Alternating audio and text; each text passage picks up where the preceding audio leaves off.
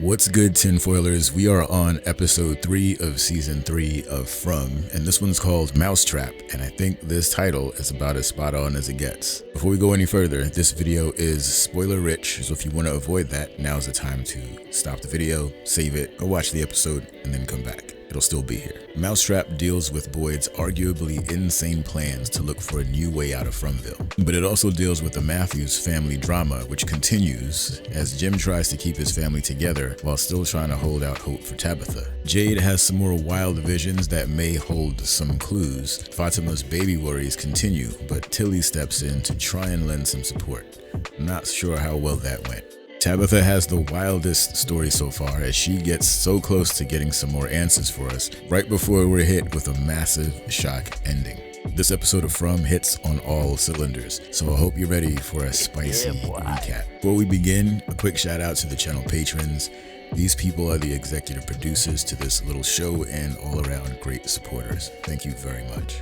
Yeah, that's about it. We've got a lot to discuss, so I hope you're ready. Buckle up, because it's time to dive. This Thomas ain't Thomas. I think we can safely say that. In the last episode, we left things with Jim and his phone call from his supposed deceased son, but it becomes clear that this is just the monsters messing with Jim again. Pay attention to how they constantly dig at their victims by stirring up feelings of doubt and insecurity, suggesting that, in the case of Jim, that he let Tabitha go or wanted her to die. Jim isn't fooled by any of this, and when he decides to question the voice, it threatens him by implying that his kids might be in danger. It turns out that they were okay, but I think the thing we're meant to take away from this exchange with a curious Boyd is that everyone has the sense that things in Fromville are getting worse. Tabitha is still with Victor's dad. Apparently, she's been there all night looking at the paintings in the basement, but not coming up with anything solid. Then she hears something in the backyard that sounds like the clinking of bottles. And we learn that there is a bottle tree outside, and it was put there by Miranda. Now, what could that mean as far as clues? We'll have to come back to this. So Victor's out again and he's got his shovel. He's looking in the same area that he was looking in way back in season 1. Is he looking to find some buried treasure, but because the trees keep moving, he's having trouble finding it? Anyway, we finally get a glimpse of what it is he's trying to dig up later on in the episode, and whatever it is, it's gotta be important. Boyd is still determined to catch a monster for questioning, but he's having a little trouble getting the others on board with the idea. He starts out with Ellis and he's not really feeling it. Donna steps in, and in his argument with her about the plans, he mentions that Kristi believes that these monsters were at one point human, but then something changed. I think they're bringing this up again to remind us that it is possible that the people become monsters when they're here somehow.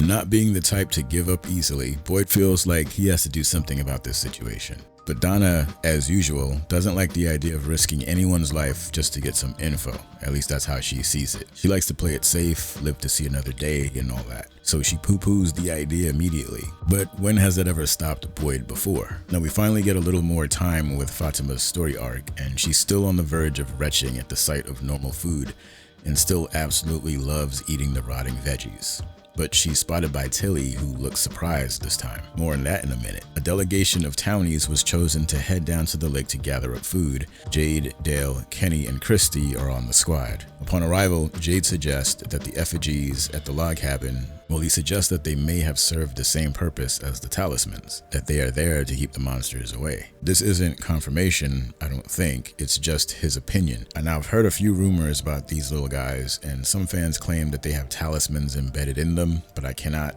find any proof of that just yet. I like to think that's true, but only because it would be a satisfying answer to an obvious question. Now in the next scene, Julie is still giving Jim the icy shoulder, and Jim loses it when Ethan insists on talking about Tabitha in the past tense. Jim is still unwilling to let go of the hope that his wife is still out there alive somewhere, so he doesn't appreciate that kind of talk. But it's interesting that right after he blows up at Ethan and the two kids leave the scene, the phone rings again, and it's the monsters trolling him again. This gives the impression that they're watching and waiting for the precise moment to call and mess with you. In this case with Jim, right after a big emotional outburst. Maximum psychological manipulation is happening here. So the crazy doesn't stop. Tabitha learns that Miranda, Victor's mother, used to make installation art pieces, and she used to have a thing for bottle trees. Miranda apparently built the original art piece in a park not far from the house. According to her, this is where all of the weird stuff started. So naturally, Tabitha is keen on visiting this installation pronto. Boyd has another So Boyd's having another one of his inner monologues with Father Khatri standing in as his conscience. This time Khatri is trying to convince Boyd that his plan to trap a monster is a bad one that will probably end up a disaster. He also questions whether his actions are about helping the town, or is it really about satisfying a personal hero complex? Despite these misgivings, Boyd thinks this is the way to go. This is what he should do. He's convinced that there must be some logical way to solving this problem, and that the real issue is a lack of good information. And I gotta say, I'm with him on this one. The more you know, the better plan you can put together. So Sarah gets an unexpected visit from Victor of all people.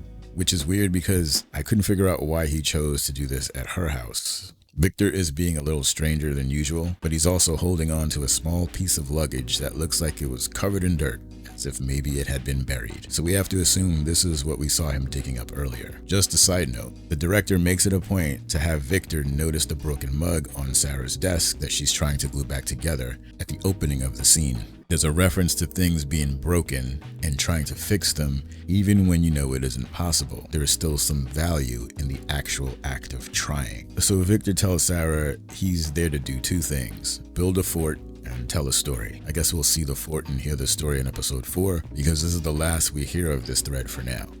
Remember when Tillie saw Fatima feasting on the rotting veg? Well, we're back to that again. This time, Tillie comes around looking for Fatima. She wants to talk to her about what she saw outside. Tillie tries to break the ice by bringing up some of her own strange behaviors from a past pregnancy. Basically, she's telling her, I'm not here to judge, but she clearly thinks Fatima needs an ear, and boy was she right. Fatima spills everything on her, which must have been a relief given how isolating her particular problem is. A lot of fans are suspicious of Tillie. I don't see it. She comes off to me as a wise woman. If you've ever watched the TV show Lost, she's kind of like the John Locke of the show. She's a sage-like character who appreciates life, appreciates being alive and living in the moment. For now, she's off my suspicious list. So Tabitha and Pops are headed out to this bottle tree, the OG bottle tree. But before pulling off, there's a short conversation after the tape player starts up and it's playing a song called Blue. This song is supposedly Miranda's favorite song, but it also happens to be Tabitha and Jim's song. We can no longer accept any coincidences. We do have to accept that this is yet another incident where there's a weird connection that can't be explained. Back at the ranch, things are not going well for our salvage crew at the log cabins. After a little spat with Dale, because Dale always brings out the best in people, Jade stomps off on his own near the log cabins to take a leak. Now while he's out there, he spots a large rock that seems to have been painted red, and then he spots another large rock, and it looks like it's arranged or man-made. Guess what? It's Crazy Visions time. This time, we've got something new on the menu. Jade sees a man who is pinned to a tree by a blade through one of his sockets. This should remind us of another character that was pinned to the tree and left in the woods by the monsters back in season 2. So was this guy another victim? Is this one of their MOs? This guy is dressed like he's from another time. Man, he's not dead because he grabs Jade and the two grapple for a bit until Dale interrupts and we confirm that only Jade can see this dude, so it's another one of his visions. So Jade is spooked by the woods and he wants to head back home right away, but the plan was to spend the night at the log cabins. Besides, it's too late in the day for him to make a trek back before dark. Meanwhile, Kenny is being kinda rude to Kristi. He isn't interested in talking about or dealing with his trauma, and she very much is. But yeah, Jade insists on heading back because he's just that freaked out by this place, and we have to assume that he's got a sense that something bad is about to happen and he wants nothing to do with it. So he's leaving, despite all of the warnings. Kristi follows out of concern for his safety, and well, you know what they say about kindnesses. Yeah, Kristi gets caught in a bear trap.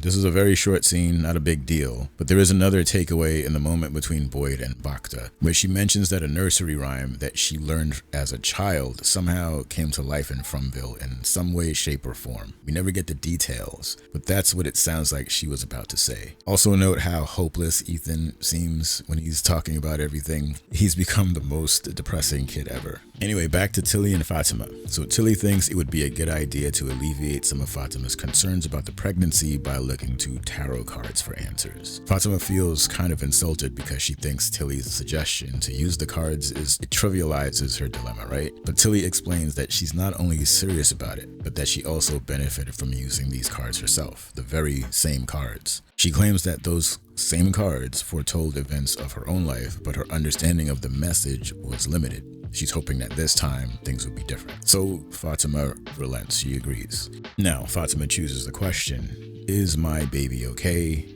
And right after that, a crow slams into the window where they were seated. Then it does it again, but this time it breaks through the glass, flies around a bit, and eventually dies after smacking into a wall. I'm assuming it's the same crow. Anyway, yeah, totally normal. Now, many fans suspect that the crows act like eyes and ears for this town, and maybe it heard what was going down and decided to interrupt. Can we chalk this interruption up to the town not being happy with Fatima's choice of action and choosing to disrupt things? Maybe the writers just wanted to tease us with an answer, only to take it away with an unexpected interruption. Either way, I think we have every reason to be suspicious about this pregnancy, because they keep holding this over our heads. Jade and Dale manage to come to Kristi's rescue by finding some bars that are sturdy enough to pry open the jaws of the bear trap, but Kristi's ankle is dislocated. Now while they're trying to set the ankle, Jade gets another wild vision, and it's his one-eyed friend again, but this time he's standing there holding a skull and drinking what looks like the red stuff. As these visions are getting really crazy, the cicada are back, kind of. Everyone's favorite insect makes an appearance in a scene with Randall on the coach bus, but it looks like these were just part of a vision for him because Boyd enters the scene and he doesn't see the insects at all.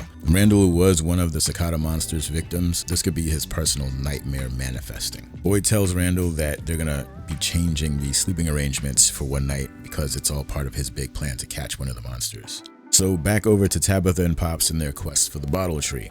So Tabitha reaches into the glove compartment of the car to get some crackers, but she spots this necklace, which is really strange because this is supposed to be the necklace that she made for Jim. How in the world is it in this car? To make things even more strange, Pop says that Miranda made the bracelet for him, just like Tabitha made the bracelet for Jim. Tabitha is no doubt a bit confused by all of this, and she starts to question if any of this is even real, which is a question I had from the very beginning of the season. This moment hit hard. Everything is falling apart, and it's getting harder to make sense of any of this from her perspective. It's just too unbelievable, and her reaction says as much. She starts questioning whether Camden is real or is it just an extension of the Fromville nightmare. Things begin to devolve even further when Tabitha decides that, in fact, it is all fake, and she refuses to go any further. Pops isn't trying to hear that, and he tells her it's too late, we are going to the bottle tree. And he basically traps her in the car and starts driving off, and unfortunately, during their little tussle in the car, they get T-boned by a truck. Slight change of plans. Tabitha wakes up in the ambulance with Pops out cold in the gurney, and there are two EMTs there telling her that they were in an accident. And it was at this moment that I remembered the season 3 trailer and the ambulance that was spotted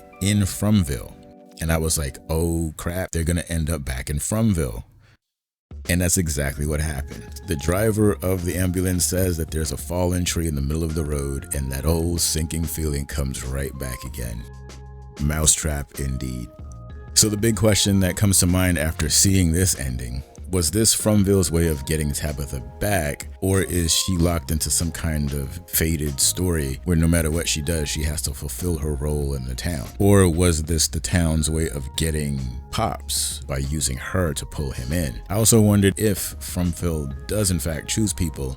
Is it very specific, or is it a case where sometimes people get trapped along with the intended target? So for example, in the case of Tabitha, right? If Fromville wanted Tabitha, did it just take her whole family because they just happened to be together at the time? Or did it need everyone in the family to play a role? These are just questions that popped up into my head. We may get some answers when this EMT crew ends up in Fromville, and we'll see how the town handles that. Anyway, that's it for this episode. I hope you enjoyed it. If you did, you already know what to do. Thanks so much for watching, especially if you made it this far, you're a star. Big up to the patrons. As always, thank you so much for your continued support. You make this all possible. To all of the regulars that come through, I read all the comments. I don't always get to respond to everybody, but I do try. And yeah, be kind to yourself, be kind to others, be safe out there, and until the next time, off you go.